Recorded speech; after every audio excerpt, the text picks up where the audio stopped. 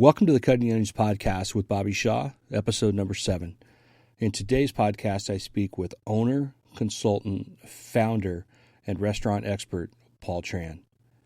Paul has an amazing background from starting his first restaurant, the Cajun Corner, as a college student in 2005 to his 10-year run with Fransmart as Senior Director of Development to his 5 years as an exclusive franchisee for the Halal Guys.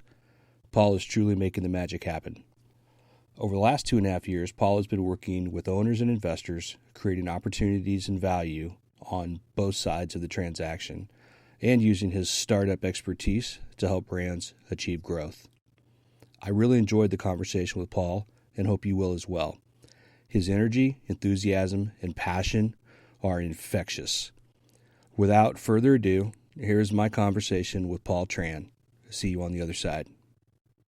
Well, my name is Paul Tran, and I've been in the restaurant business for about 12 years, and I fell into this business by accident, and the thing was, for quite a while, I went to Long Beach State University. I was studying business marketing there, and at the same time I was going to school full-time. I also worked in the real estate finance industry for full-time as well. So it was a crazy, I've always been a workaholic, and I would always go to school. I would always go to work all day from like 9 to 5, and then I'd drive 2 hours to Long Beach State University and go to school from 7 to 10. And didn't really have too much of a college life. It was just work, save up money to do something interesting. And Sure. Yeah. Right.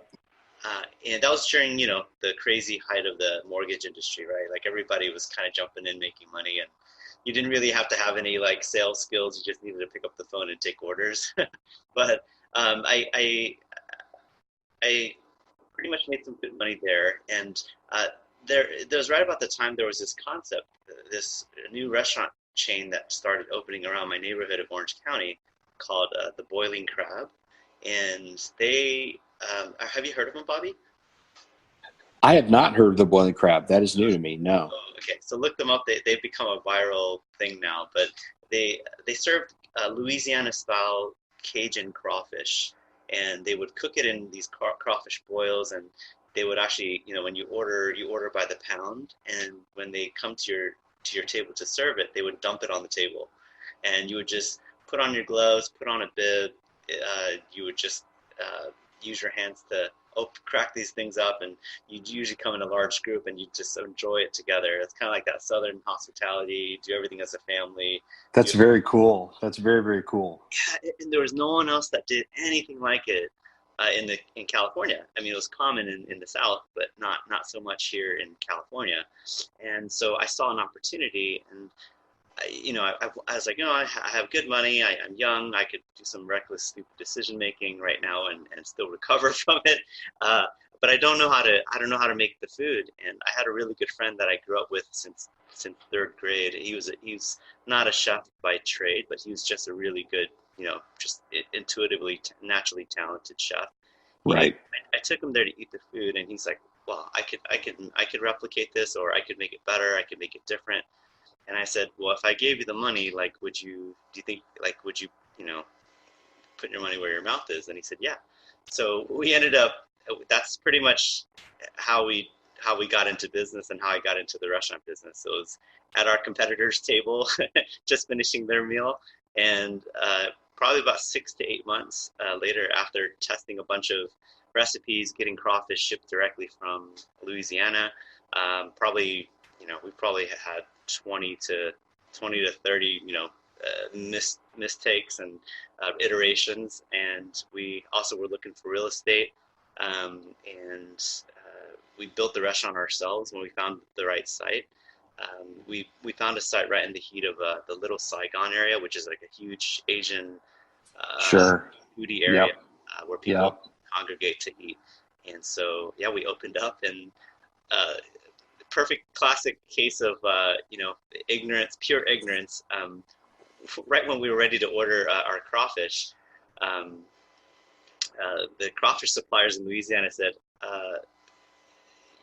we don't have any crawfish. And I said, what do you mean you don't have any crawfish? They're like, crawfish has a season. Like there's 2-3 months out of the year where we don't serve crawfish at all. And I said, are you kidding me?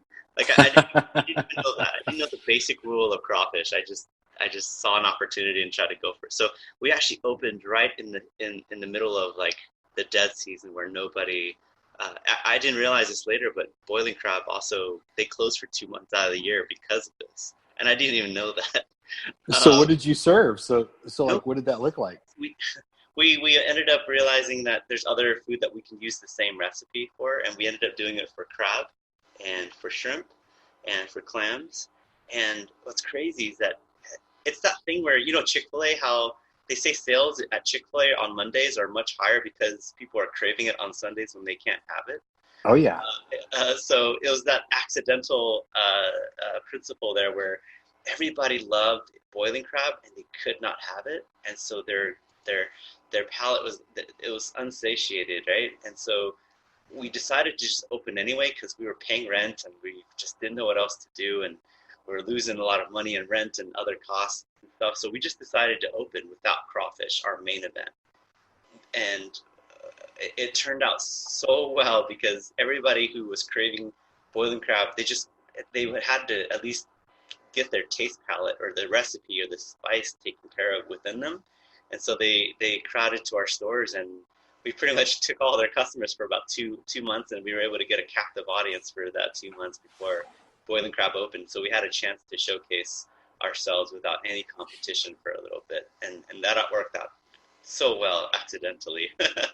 That is amazing. So you and your partner had this idea. You were sitting in your competitor's restaurant. You said, let's go do this. You wrote it on a napkin basically and said, I'm going to go do this. And then you did it. And then you opened without your core menu item and were still hugely successful. That's amazing. And it's funny because, all these books and all these magazine articles that are written about famous people or success. Yep. I'm learning more and more that they really didn't know what they're doing either. And No. It all can be learned. What is it? They say life has to be lived forward and understood backwards. Yep. You don't really understand later why it works so well. Well, you're so right. And, there is this urban legend, and it's absolutely true about Chipotle. Like, when Steve Ells started Chipotle, everyone really loved his design, that very minimalist, industrial design with the conduit light fixtures and the barn siding. Everyone thought, like, oh, it's so cutting edge, it's so different, so unique. And Steve's like, I didn't have any money. Like, I just bought the cheapest materials that I could, and I screwed the conduit in myself, and I put barn siding up. I mean, it wasn't intended to be like a design thing. It was a money thing, right? And so I think sometimes, like your story, right, those are the best stories, right? Because it's not necessarily what you intended. It's just what happened. And you made the most of where you were and what you had going at the time. You're like, well, look, we're going to open this thing and we're going to figure it out. And those are the really amazing things, I think, that happen in our industry that a lot of people don't know about. So that's amazing. That's amazing. So you and your partner, are you still together? You guys still working together? No, that was 12 years ago, and so many things happened since. I mean, so actually, another part of the story is we opened at the time where I had my last semester of Long Beach at college. Gotcha. And things were so busy at the store, and I actually came at a crossroads where I had to make a really tough decision because I couldn't do both at the same time without compromising both. And right. So I thought it through, and I just said, I only have one semester left. I know that if I were to quit college right now and give this 100% of my time, if it fails or if it succeeds, great. I can always come back and finish college. But I feel like if I were to do both at the same time, or just honor my college, finish what I started with college, I would have always had that, like, if it failed, I'd always blame myself for not giving it 100%. Right. And it was a lot of pressure because, my parents, we're of Vietnamese descent, and I don't know if there's a stereotype that is pretty nationally well known as just, Asians are, my dad and mom, they risk a lot to escape their country to come here, give their kids a better life, and they put a lot of emphasis on education. And so there was a lot of pressure for me to finish this off. Not only that, my older brother, he's like a PhD, and he didn't really pave the way for me to do anything else but follow education. And so after a lot of, internal conflict, I decided to just drop out of college and just give this 100%. And at that time, we ran that business for 3 years, and it went really well. We ended up getting an offer to get bought out at 3 years. And at that time, it was 4 partners. Actually, we ended up taking on 2 more partners to help with operations and finance and things that we just didn't know about. Right. And at that time, we got an offer to get bought out. And us 4 partners, we had different visions for the company. I wanted to franchise, and one of my other partners, he wanted to open more corporate stores. My recipe guy, the guy that came up with the recipe, he just wanted to continue expanding the menu and just maximizing the sales, per square foot in that store. And so we just didn't really see eye to eye, and we were still young. And my recipe friend, he actually was going to school for filmmaking. He's now a filmmaker in Asia. And my other partner, he ended up he was going to school to be an engineer, so he followed his path. So it just didn't seem right to continue on, and we just decided to take that offer and sell. And we made out with, I believe we're about 10 times EBITDA. And that's strong. That's great. It's another thing about dumb luck, right? That story about Steve Ellis, like you said, and my Yep. Right after we sold that, the mortgage economic meltdown happened. It happened not even like 2-3 months after we sold. Wow. And all the business just got cratered. And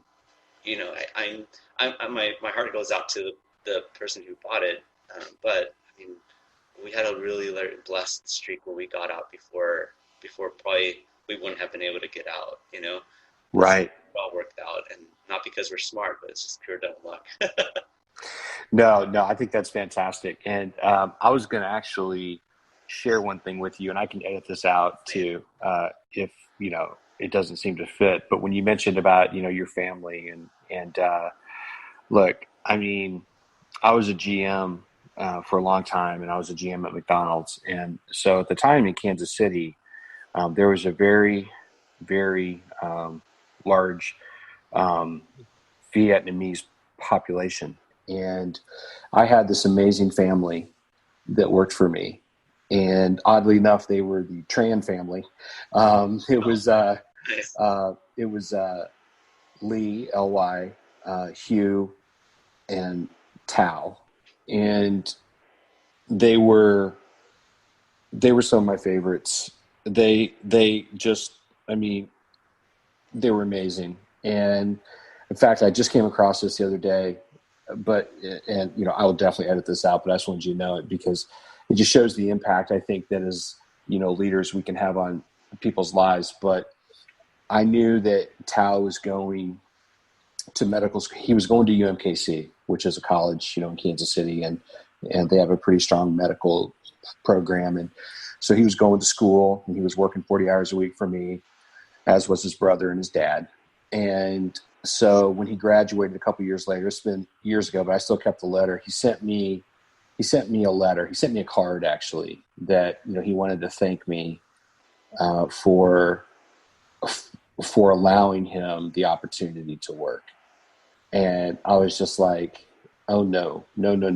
Thank you for the opportunity to have you work. You know what I mean? It was just amazing. I mean, it was just incredible. So I just thought you should know that. So it's one of those instances where it makes it all worth it, and it kind of gives you purpose to why you do, and why you work extra hard, and why you take the extra miles to train, develop, inspire, and create a culture where people feel comfortable and feel like they can thrive. So absolutely. I love that. You better not edit that out. Okay.